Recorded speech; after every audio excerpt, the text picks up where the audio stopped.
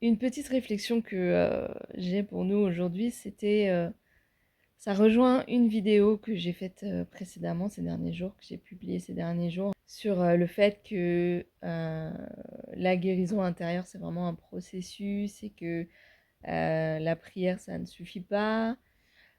Euh, et là, l'idée, c'est que ça demande aussi de l'action. Que ce soit la guérison intérieure ou, je pense, de façon plus évidente, euh, la croissance personnelle, la croissance spirituelle, grandir en maturité personnellement et spirituellement, ça demande aussi de l'action, ça demande un effort, entre guillemets, ça demande de passer à l'action. Pour te donner un exemple, comme tu le sais, j'ai commencé à publier ces vidéos et ça fait un moment que j'ai ça sur le cœur.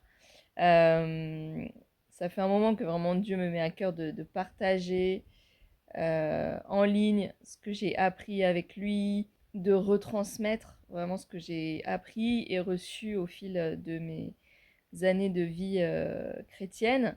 Et c'est vrai qu'il y a quand même pas mal de résistance en moi parce que principalement, comme je l'ai un peu mentionné dans d'autres vidéos aussi, j'ai vraiment une blessure de négligence et en particulier liée aux besoins de... Enfin, j'en ai parlé aussi, mais liée au besoin d'être vu, au besoin d'être reconnu, au besoin d'être validé dans mes dons, dans mes talents, dans mes capacités, mes compétences.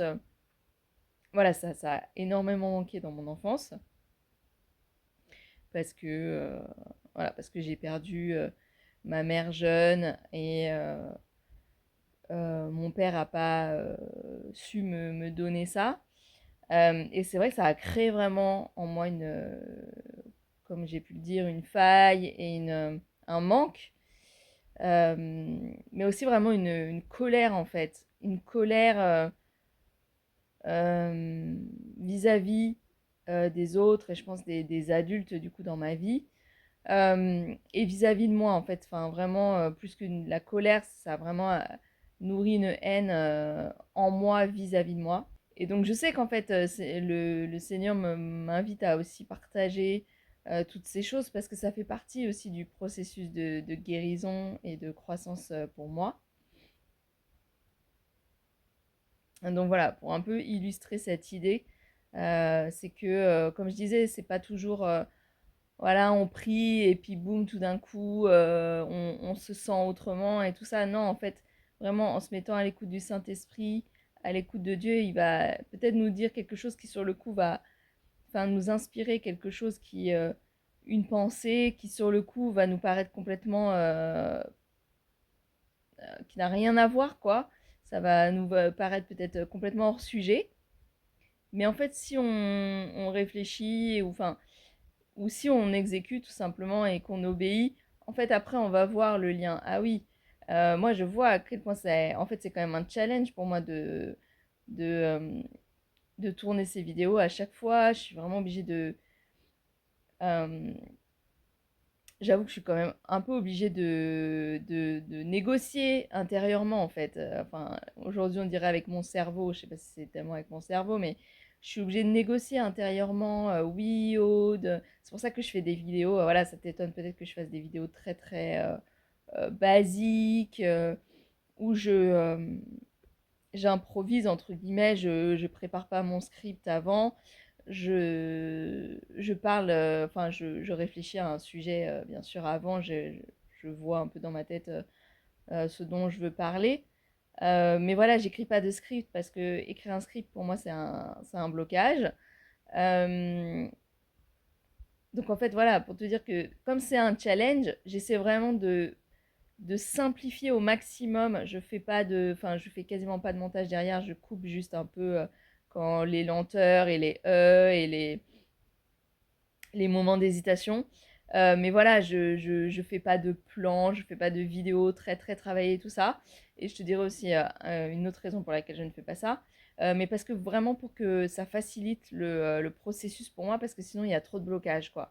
Je me mets trop de blocage, genre, ah bah il faut que j'écrive un script, et ah il faut que j'ai quelque chose d'intéressant à dire, ah il faut ceci, il faut cela.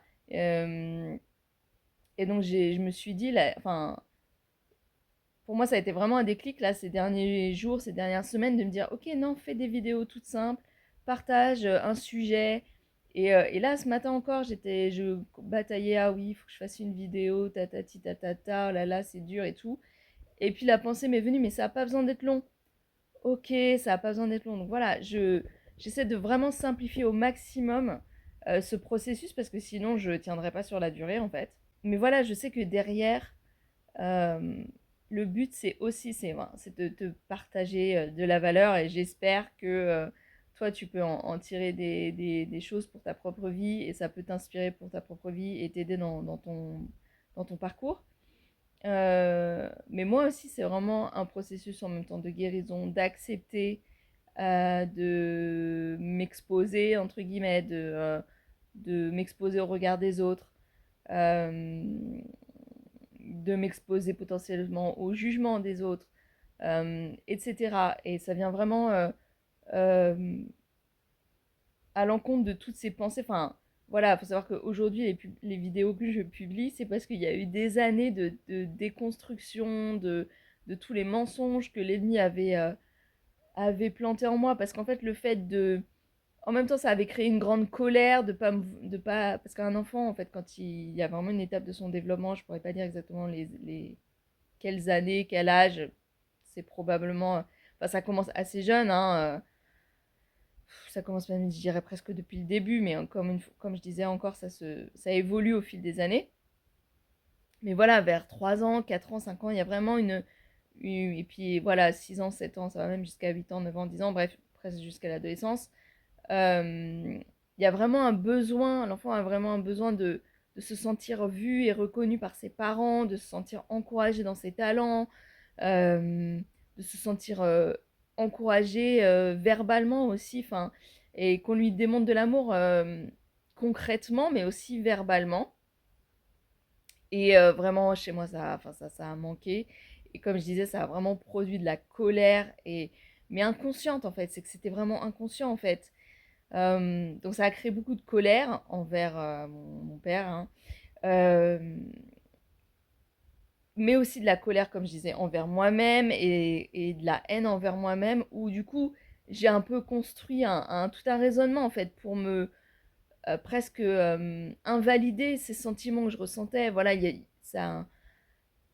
y a aussi de l'orgueil qui est venu dans ça, en fait, parce que personnellement, je pense que l'orgueil, oui, on est là, l'orgueil, c'est un péché, oh là là, c'est pas bien, c'est mal et tout. Oui, oui, c'est clair, mais l'orgueil, c'est souvent aussi une façon de se protéger, en fait, par rapport à des blessures, par rapport à des choses qui nous font mal.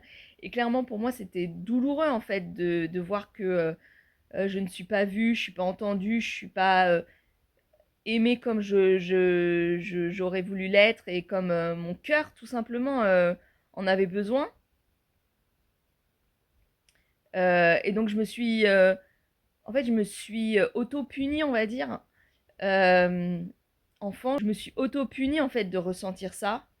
Avec des pensées de genre, bah oui, mais en fait, c'est parce que t'es pas digne d'être regardé, t'as rien à apporter au monde, t'es pas... Ah oui, c'était le gros truc, c'était, t'es pas digne d'intérêt, en fait, t'as rien d'intéressant à donner, t'as rien d'intéressant à dire, t'as rien d'intéressant à faire, t'es pas intéressante. Donc voilà, il y a tout un discours qui s'est créé intérieurement en moi de t'es pas intéressante, t'as pas de valeur, etc., etc. Donc, et donc, il y avait aussi un gros mensonge de t'as pas ta place, en fait, t'as pas ta place, il n'y a pas de place pour toi. Je sais pas, j'avais toujours ce sentiment que si je prenais ma place, entre guillemets, enfin voilà, ça on pourrait en parler aussi de cette expression, prendre sa place, bref. Mais voilà, j'avais cette idée que si je prenais ma place dans le monde, en gros, j'allais prendre la place de quelqu'un d'autre. Enfin, c'est aussi lié à un autre vécu, mais voilà. Euh, donc il a fallu que je déconstruise toutes ces pensées, tous ces mensonges de dire non, mais Aude, t'as le droit de prendre ta place, encore une fois entre guillemets, t'as le droit de prendre de la place. C'est pas parce que tu prends de la place que tu vas prendre la place de quelqu'un d'autre, en fait, que tu vas faire de l'ombre à quelqu'un d'autre. Enfin, voilà, c'est un peu des exemples, parce que peut-être que toi aussi, t'es passé par ces questionnements-là. Euh, voilà, je pense que c'est aussi parce que bah, je suis quelqu'un d'introverti à la base, hein, donc encore une fois, comme je disais, voilà, me filmer, me mettre sur Internet, pour moi, c'est pas, ça coule pas de source, hein, c'est vraiment, c'est un challenge, c'est un défi, c'est, ouais, je le vois, je me dis, allez, Aude, c'est un challenge, ça te permet de grandir, etc. Mais c'est pas du tout, enfin, je pense que ça se voit dans tous les cas, mais c'est pas quelque chose qui coule de source chez moi, c'est pas un truc naturel. Et la deuxième chose que je voulais partager, c'est que, bah, pareil, de faire ces vidéos, ça déconstruit chez moi aussi enfin, ça détruit, on peut même dire, hein, chez moi le perfectionnisme, en fait. Voilà, j'en ai un peu parlé aussi dans mes précédentes vidéos. Euh, et c'est très lié, en fait. C'est très lié à tout ce truc de manque d'amour et de manque d'amour de soi. Ou, bah, pareil, en fait, enfin, comme je l'ai un peu expliqué déjà, mais euh, j'ai développé très fortement de ce truc de ah bah il faut que je fasse les choses parfaitement pour être vue, pour être aimée, pour être validée, pour être comment on dit pour que ce que je fais soit apprécié, soit valorisé, soit approuvé, soit reçoive de l'approbation. Donc j'ai développé fortement ce perfectionnisme. Et le problème de cette mentalité-là, c'est qu'en fait, on a tendance à ne s'engager dans des choses que si on est sûr d'exceller dedans, en fait. Si on est sûr d'exceller, oui, en tout cas, on projette ça, quoi. Euh, on pense qu'on va exceller dedans. euh, et donc, si on pense qu'on ne va pas exceller à quelque chose, on ne le fait pas, tout simplement. On ne s'engage pas dedans. C'est aussi une façon d'éviter l'échec, en fait. On évite l'échec par tous les moyens, en s'autorisant à faire que des choses dans lesquelles on est naturellement bon, ou bien on ne s'engage que dans des activités où on anticipe qu'on sera bon, ou qu'on peut être bon. Et du coup, on laisse tout le reste en mode ah bah non, bah c'est pas pour moi. Et ce qui est pas c'est pas forcément une mauvaise chose en soi. Mais en tout cas, pour être libéré du perfectionnisme, je trouve que en fait, c'est hyper important de s'autoriser à échouer. Et en fait, l'échec en lui-même est libérateur. Euh, Parce que en fait, on se rend compte que les conséquences sont moins graves que ce qu'on anticipe. Oui, échouer, ça fait pas plaisir, ça peut être dur, enfin, ça dépend vraiment du contexte. Bien sûr que si on échoue à un examen, qu'on doit redoubler une classe, c'est difficile parce que là, on est exposé. Enfin, et l'échec, c'est souvent ça en fait. C'est la difficulté, c'est qu'on est exposé au regard et au jugement des autres. Voilà, moi, mon premier gros échec, je pense que c'était mon premier gros échec à vie, et c'était un échec scolaire. Mon premier gros échec scolaire, ça a été, j'ai raté mon oral de français en première, mon oral du bac de français en première. Bah voilà, ça a été très dur, mais parce qu'en fait, j'avais jamais échoué entre guillemets avant.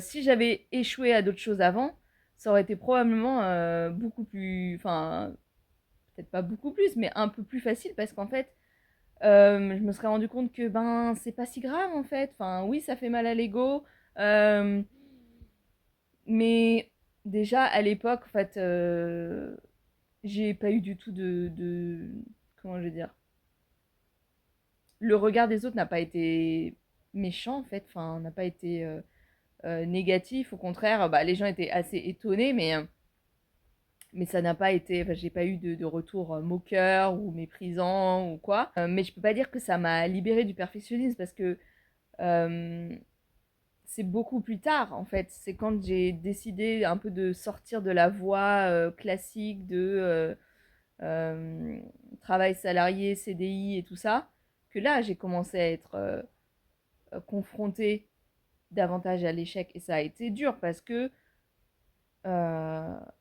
j'avais jamais appris à échouer. En fait,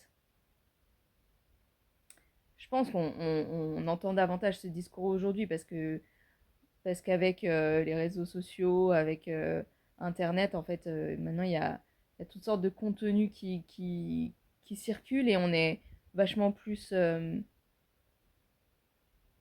on a vachement plus accès à tellement plus de ressources. Euh, mais en fait, c'est vraiment important de réaliser que si on veut qu'à un moment donné, je pense que, enfin, c'est pas je pense, c'est sûr, c'est l'échec fait partie de la vie et que si on refuse de faire face à l'échec et de faire face à plusieurs échecs, on se limite. En fait, c'est tout simplement ça, c'est qu'on se limite à un plafond de verre, entre guillemets, qu'on pourra jamais, qu'on pourra jamais dépasser, en fait. Et peut-être que c'est ok, peut-être qu'on n'est pas tous appelés aux mêmes choses et, euh, et voilà, mais pour revenir vraiment à se libérer du perfectionnisme, parce que le problème du perfectionnisme, comme je l'ai un peu dit dans d'autres vidéos, c'est que on se met une pression énorme en fait pour rester un peu dans ce truc de perfection. Justement par peur en fait de l'échec et par peur de ce que du jugement des autres. Et donc voilà, encore une fois, en fait, quand on s'expose, presque j'ai envie de dire, et le mieux c'est presque de le faire volontairement en fait, c'est de s'autoriser à échouer, s'autoriser à essayer quelque chose où on sait qu'on va commencer, on sera pas bon. Euh, et ben ça peut vraiment nous libérer du perfectionnisme. Et comme je te disais, ben moi je m'autorise là, euh, parce que ben je sais que je serai jamais une grande oratrice, c'est pas mon but du tout. Euh, Et je m'autorise à faire en fait des vidéos qui sont peut-être pas aussi qualitatives que d'autres vidéos qu'on peut trouver en ligne et tout ça. Euh, et c'est libérateur en fait. C'est vraiment libérateur euh, d'arrêter d'essayer de viser des standards qui sont très élevés, comme on dit enfin, en français on dit mettre la barre très haut, d'arrêter de mettre la barre super haut euh, pour en plus être dans ce cercle vicieux de c'est jamais assez. En fait, on met la barre haut et puis en fait, on atteint cette barre et puis on est là, ouais, mais il faut mettre la barre encore plus haut et tout ça. Et en fait, de briser ce truc, de dire, bah non, peut-être que je vais faire quelque chose de moyen et c'est ok en fait. Pourquoi ce serait pas ok de faire quelque chose de moyen? Alors, je sais bien qu'on est dans un monde où, ben, clairement, oui, en fait, je suis pas toute seule à faire des vidéos. Il y a plein de gens qui postent du contenu en ligne. Donc, quelque part, pour se démarquer, il faut une certaine qualité, etc., etc. Encore une fois, tout dépend de ses objectifs. Euh, voilà, juste pour dire que pour moi, pour le moment, l'objectif, c'est d'arriver à tenir dans la durée. Et je sais que je ne tiendrai pas dans la durée si je mets la barre très très haut.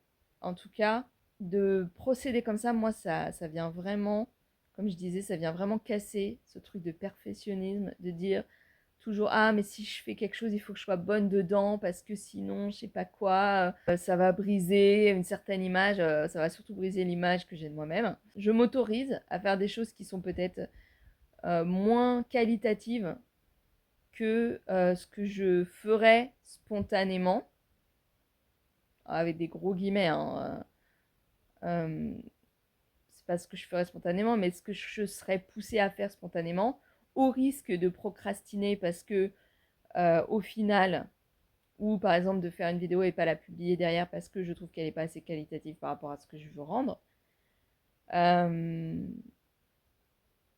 et ben d'aller vraiment à la racine de ce truc et dire ok, mais d'où ça vient tout ce truc, toutes ces injonctions qu'on se met, toutes ces barrières qu'on se met, en fait c'est juste derrière une peur d'échouer euh, et une façon un peu de protéger, c'est vrai, hein, de protéger son ego, de protéger son orgueil, de se dire non mais quand moi je fais quelque chose, je le fais très très bien quoi.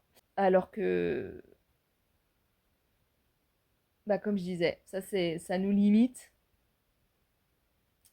Euh, ça nous limite, ça nous empêche de potentiellement, voilà, si ça le fait pas tant mieux, mais ça peut vraiment potentiellement nous empêcher d'aller explorer d'autres territoires en fait.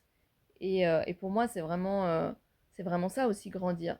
Grandir et que ce soit spirituellement ou grandir en maturité, grandir au niveau personnel, bah, c'est s'autoriser à aller explorer de nouveaux territoires plutôt que de rester dans sa zone d'excellence qui peut devenir à force une zone de confort. Voilà, la zone où on sait qu'on fait les choses bien et on les maîtrise et tout ça, bon bah c'est bien, mais ça devient une limite sur la durée. Alors que la croissance, elle est là où, euh, comme je disais, ben, on se donne des challenges, on, on sort un peu de sa zone de confort et on s'autorise à faire des choses pour lesquelles on n'est pas forcément bon naturellement. Je pense que j'ai fait le tour de ce que je voulais te partager aujourd'hui pour vraiment t'encourager, euh, peut-être, peut-être pas. Peut-être que Dieu te met à cœur des choses et que tu sais pas vraiment pourquoi. Eh ben, je t'invite à vraiment à obéir, entre guillemets, à tester, à essayer, parce que peut-être que Dieu met ces choses dans ton cœur pour te faire grandir et t'amener un peu plus loin avec lui euh, sur le chemin qu'il a pour toi. J'espère que cette vidéo te bénit. Si c'est le cas, n'hésite pas à mettre un j'aime, à la partager à quelqu'un que ça pourrait intéresser, à t'abonner à la chaîne si tu veux être tenu au courant des prochaines vidéos.